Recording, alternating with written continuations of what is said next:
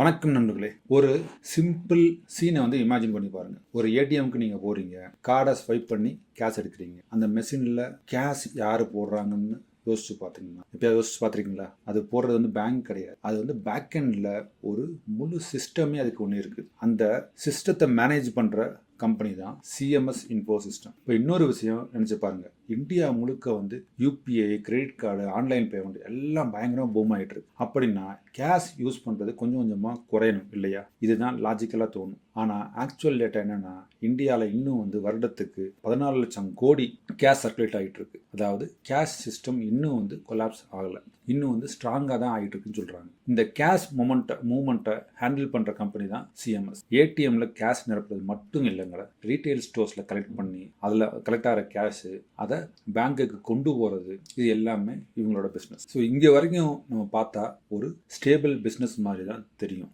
ஆனால் real story இங்கே இருந்து தான் ஆரம்பிக்குது. கேஷ் பிஸ்னஸ் ஃபியூச்சர் ஸ்ட்ராங்காக இருக்கிற மாதிரி தோணலாம். ஆனால் யூபிஐ க்ரோத் ஆல்ரெடி விசிபிளாக இருக்குது. பேங்க்ஸ் கூட ஸ்லோலி ஏடிஎம் யூசேஜ் ரெடியூஸ் பண்ண ஆரம்பிச்சிட்டு இருக்காங்க. ஏடிஎம் யூஸ் பண்ணால் காசு பே பண்ண ஆரம்பிச்சிட்டாங்க. ரீசைக்கிள்ஸ் மாதிரி புதிய சிஸ்டம்ஸ் இன்ட்ரோடியூஸ் ஆகுது. அதாவது சிஎம்எஸ் இருக்கும் இண்டஸ்ட்ரி அதுவே சேஞ்ச் ஆகிட்டு இருக்கு. இதை நம்பர்ஸில் பார்த்தா இன்னும் கொஞ்சம் கிளீனாக உங்களுக்கு தெரியும். ரீசன்ட் குவார்ட்டர்ஸில் ரெவன்யூ சுமார் 618 கோடி தான். Growth almost flat. அதே நேரம் கடந்த குவார்ட்டரில் ரெவன்யூ பயங்கரமாக ட்ராப் ஆகிருக்கு. ப்ராஃபிட் கூட ப்ரெஷரில் தான் இருக்குது. இதுக்கு பிக்கஸ்ட் ரீசன் என்னன்னா எக்ஸிகியூஷன் ப்ராப்ளம் சொல்கிறாங்க. சிஎம்எஸ் கிட்ட ஆல்ரெடி சுமார் 1900 கோடி ஆர்டர்ஸ் இருக்குதுன்னு சொல்கிறாங்க. ஆனால் அதில் 30% தான் அவங்களால எக்ஸிக்யூட் பண்ண முடியுது. இதோட காரணம், இதோட அர்த்தம் என்னன்னா, ஆர்டர் இருக்குது ஆனால் கேஷ் ஃப்ளோ வரல. க்ரோத் பேப்பரில் இருக்குது ஆனால் ரியல்ல இல்லை.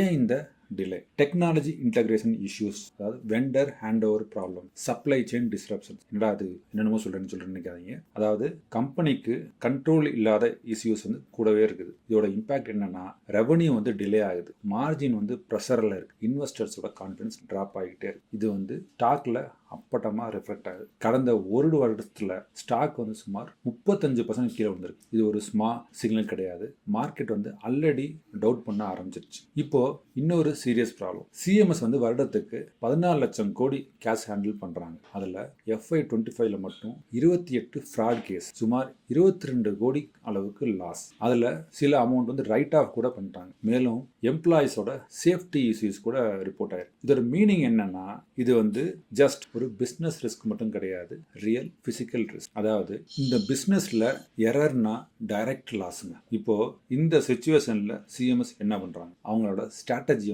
ஸ்ட்ரைட்டா சேஞ்ச் பண்ற ட்ரை பண்றாங்க. அதாவது ஆனுவல் ரிப்போர்ட்ல அவங்க கிளியரா சொல்றாங்க என்னன்னா, யூனிஃபைட் பிளாட்ஃபார்மாக மாறணும்னு. அதாவது கேஷ் கம்பெனில இருந்து டெக் பிளஸ் சர்வீசஸ் கம்பெனியா மாறணும்னு நினைக்கிறாங்க. அதுக்காக அவங்க விசன் ஏஐ, ரீட்டைல் 360 இந்த மாதிரி ஒரு சில ப்ராடக்ட்ஸ் ரெடி பண்ணிட்டு இருக்காங்க. டெக் செக்மெண்ட் நல்லா ஃபாஸ்டா க்ரோத்தா இருக்குது. 20% சிஏஜிஆர் டார்கெட் பண்ணியிருக்காங்க. ஆனால் ப்ராப்ளம் என்னன்னா, டெக் க்ரோத் இன்னும் சின்ன ஒரு ஸ்மால் பேஸ்ல தான் இருக்கு. மெயின் ரெவன்யூ இன்னும் ஏடிஎம் அண்ட் கேஷ்ல தான் இருக்கு. அதாவது ஃபியூச்சர் ஸ்ட்ராங்காக இருக்கும்னு தெரியும். ஆனால் கரண்டா ப்ரெசென்ட்ல அதுக்கான எக்ஸிகியூஷன் ரொம்ப வீக்காக இருக்குது. இப்போ இன்னொரு டென்ஷன் பாயிண்ட். கம்பெனி முன்னாடி க்ரோத்தை எக்ஸ்பெக்ட் பண்ணி இன்வெஸ்ட்மெண்ட் பண்ணுச்சு. ஆனால் ஆர்டர்ஸ்லாம் டிலே ஆகுது. இதனால காஸ்ட் இன்க்ரீஸ் ஆகுது, ரிட்டர்ன்ஸ் லேட் ஆகுது. ஸோ மேனேஜ்மெண்ட் இதை அக்செப்ட் பண்ணிருக்காங்க. இது ராங் கால்.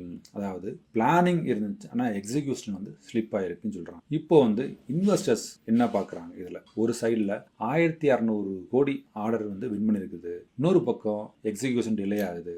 ஒரு சைடில் 600 கோடி கேஷ்ல இருக்குது. இன்னொரு பக்கம் ரெவன்யூ வாலட்டிலிட்டியா இருக்குது. ஒரு சைடில் டெக் ஃபியூச்சரை நோக்கி போய்கிட்டு இருக்கு. இன்னொரு சைடில் ஏடிஎம் இண்டஸ்ட்ரி டிக்ளைன் ஆகிட்டு இருக்கு. அதாவது ஒரு கிளியர் ஆன்சர் கிடையாது. இதுதான் ரியல் டென்ஷன். இந்த கம்பெனி ரெக்கவர் ஆகுமா, இல்லை இந்த மாதிரி டிரான்சிஷன்லேயே சிக்கிக்குமா?